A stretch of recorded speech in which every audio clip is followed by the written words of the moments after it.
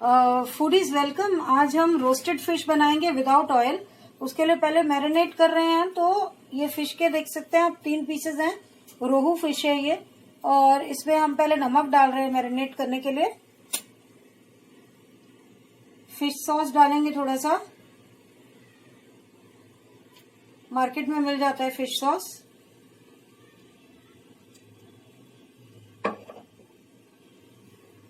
हल्दी डालेंगे,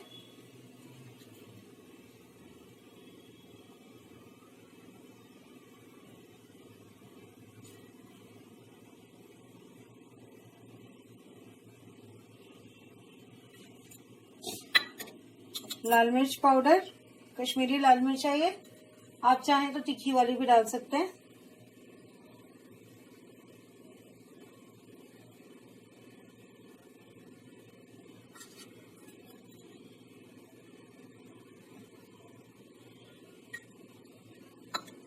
और साथ ही साथ डाल देंगे नींबू का रस।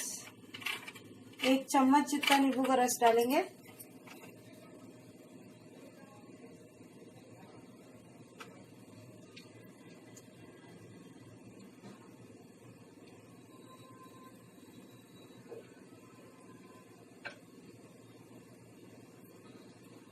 ये हमने अभी 1 बड़े चम्मच जितना नींबू का रस डाल दिया है। और अब इसको अच्छे से मसल के मिक्स करेंगे। दोनों साइड में मलना है। ये हमने सब कुछ अच्छे से देखिए मिक्स कर दिया, दोनों साइड से मल दिया है। और फाइनली इसके ऊपर हम मलेंगे अदरक लहसुन का पेस्ट 1 टीस्पून जितना। तो ये मल के फिर अब हम मैरिनेट करना इसको रख देंगे। नमक हमने कम डाला है क्योंकि मतलब जैसे नॉर्मली स्वाद अनुसार नमक डालते हैं उससे कम है, क्योंकि फिश सॉस में भी, फिश ऑयल में भी नमक होता है।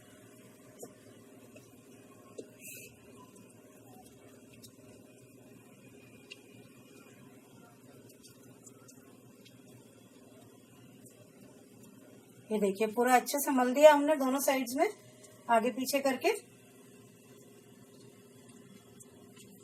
और अच्छे से इस पे अदरक लहसुन का पेस्ट लग गया है।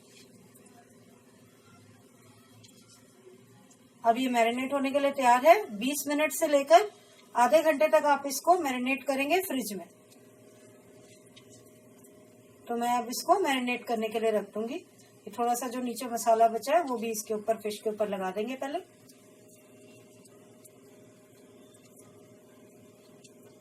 और आप देख सकते हैं ना, अभी हमने कोई ऑयल लगाया है मैरिनेशन में, ना हम इसको फ्राई करते वक्त, रोस्ट करते वक्त लगाएंगे। तो अब रख रहे हैं इसको रेफ्रिजरेशन के लिए। नॉनस्टिक पैन हमने हीट करना रख दिया है। 30 मिनट हो गए हैं हमें फिश मैरिनेट किए हुए। और आप देख सकते हैं इसमें ऑयल वॉयल कुछ भी नहीं है, फिश अपना ऑयल ही छोड़ती है। तो अब इसको हम डाल देंगे 1-1 पीस करके। थोड़ा हीट हो गया ये, और इसको थोड़ा ढक के पकाएंगे हम।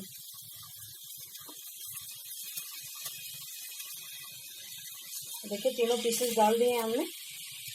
जो मसाला ऊपर पड़ा है वो भी ऊपर से लगा देंगे इस पर, जो प्लेट में बचा हुआ है।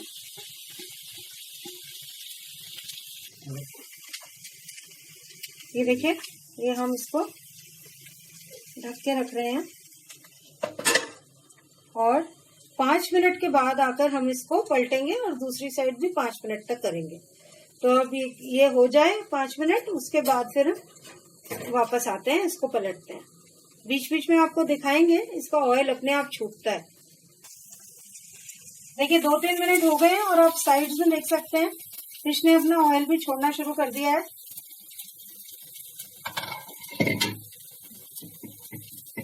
तो एक बार हम इसको देखते हैं पलट के। थोड़ा ध्यान से पलटना पड़ेगा क्योंकि मसाला थोड़ा सा चिपक सकता है। ये देखिए, तो हल्का हल्का हमें इसको ऑफ करना पड़ेगा।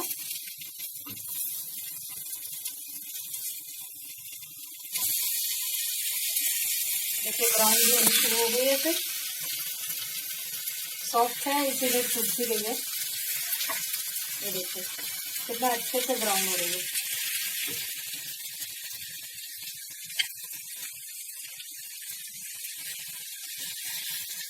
तो अब हम इसको इस साइड से भी पकने देंगे, फिर अगर रिक्वायर्ड होगा तो फिर पलट के दोबारा दूसरी साइड से कर देंगे। अब जबकि ये दोनों तरफ से कुछ कुछ पक गया है, हम थोड़ी सी सोया सॉस डालेंगे इसके ऊपर और इसी वुडन स्पून से फैला देंगे या नॉर्मल स्पून से। थोड़ा सा कलर के लिए सोया सॉस डाली है हमने।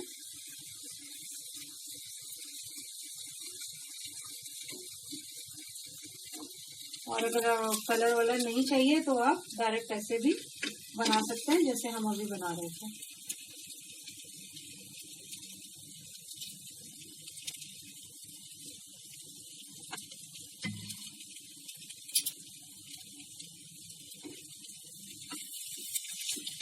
दोबारा पलट रहे हैं। फिश देखिए पक सी गई है, इसीलिए टूट रही है इतनी जल्दी जल्दी। तो बहुत ज्यादा देर नहीं रखेंगे हम इसको, थोड़ा सा दोनों साइड अच्छे से रेड हो जाए फिर बंद कर देंगे।